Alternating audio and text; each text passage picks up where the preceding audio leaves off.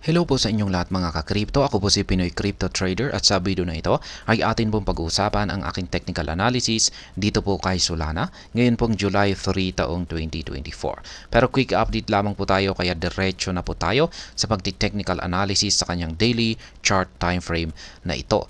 At ayan, maganda po yung ipinapakita ng dalawang indicators natin na signal dito kay Solana. Ayan, nagbago na po ng kanyang kulay ang kanyang Hall Sweet indicator. Mula po sa pagiging kulay red ay nakikita na po natin dito na ito na po ay nag-uumpisang magkulay green. Ayan, kung pag red po kasi ay ibig pong sabihin yan ay bearish momentum. Kapag kulay green ay bullish momentum. At kung pag bullish momentum ay ibig pong sabihin ay yung mga bulls or yung mga buyers ang may control na sa market ni Solana. At kung saan ay paangatin po nila ang presyo nito sa mga paparating na araw. At ayan, sang-ayon din po or magkatugma po sila sa signal na ipinapakita ng ating QQE mode indicator dito sa ibaba kung saan ay mas maaga pa siyang nagpakita ng signal dito. Yan, isang bullish signal nitong pang nakalipas na June 30. At ayan, hanggang sa kasalukuyan ay ayan, patuloy po na lumalaki ang sukat nito which is magandang sinyales. Kaya ang aking pong analysis dito kay Solana ay mukhang sa mga paparating na araw ay magpapatuloy lamang po siya sa kanyang pag-angat sa presyo. At sa tingin ko ay magagawa po niyang banggain yung sunod or yung nakaabang rito na minor resistance line po natin dito na nasa presyong 158.55 at matitrigger na rin po yung sell pending order or take profit na nakaabang dito. At sa tingin ko ay hindi po siya dito titigil. Magpapatuloy pa ito sa kanyang pag-angat sa presyo. Kasi kung mapapansin po natin dito ay umpisa pa lamang po ito. Ayan, umpisa pa lamang po ito ng pagpapakita ng puwersa ng mga bulls. Kaya aakyatin po niya rito at aabot po siya rito sa upper portion ng ating pattern na ito or ang major resistance line natin dito sa 175.25. Yan po ang aakyatin po niya yan. Yan po, ang malaki po yung pattern natin dito na binubuo ng dalawang kulay puti na linya. Isa po itong yan, wedge pattern po yan. At masasabi ko po ay nakasalalay po yung kanyang interaction. Yan, interaction ng presyo ni Solana sa upper portion ng ating pattern na ito at ang major resistance line natin dito.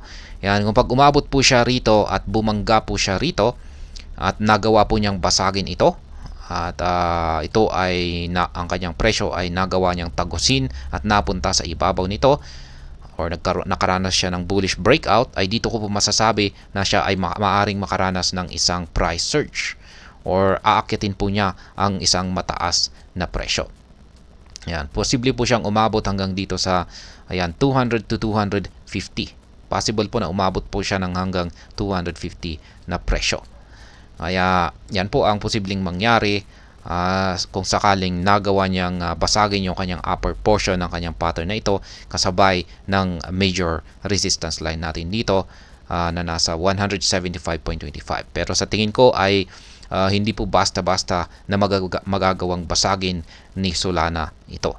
Kaya hindi po tayo nakakasiguro kasi matigas po talaga ito lalong-lalo na at halos magkatabi yung mga resistance line natin na ito. Pero kung meron po talagang sapat na puwersa ang bullish momentum ni Solana ay ayan, kakayanin po niya yan.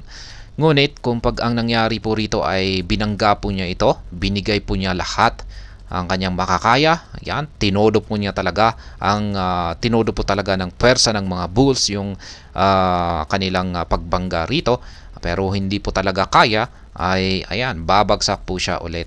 At ito ay mauuwi sa pagko-consolidate, patuloy na pagko-consolidate dito po sa loob ng ating pattern na ito. Ayan, yan po ang aking analysis dito kay Solana. At yung aking mga live spot trading positions ay ayan pa rin po, wala pa rin pong pagbabago simula nung nakabili po ako dito sa presyong ito or sa major resistance line natin dito na 138.93 nitong nakalipas na June 18. Yan, sana nga ay patamaan niya sa paparating na araw yung ating take profit dito para ayan, masaya na naman po tayo sa ating kikitain dito kay Solana.